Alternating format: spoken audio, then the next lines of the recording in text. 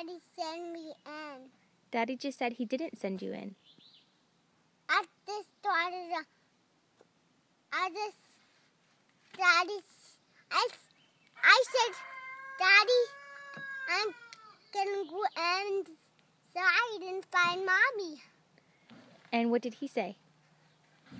Yeah. He said, yeah? Yeah. And I got screws over there. You got screws over there? Mhm. And what did you do in your pants? Pooping Is that a good idea or a bad idea? good idea. No, that's a very bad idea. Look at them pants. Your diaper's down by your knees. Your pull-up. It's nasty. Right here?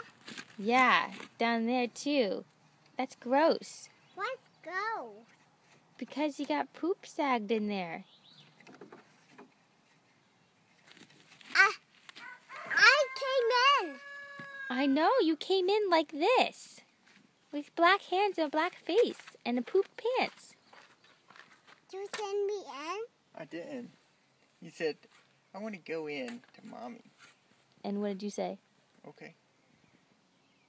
I said, but just wait. Take your hand like this. And take your other hand like this. Yep. Now turn the back of your hand and pull it down. Yeah, I did.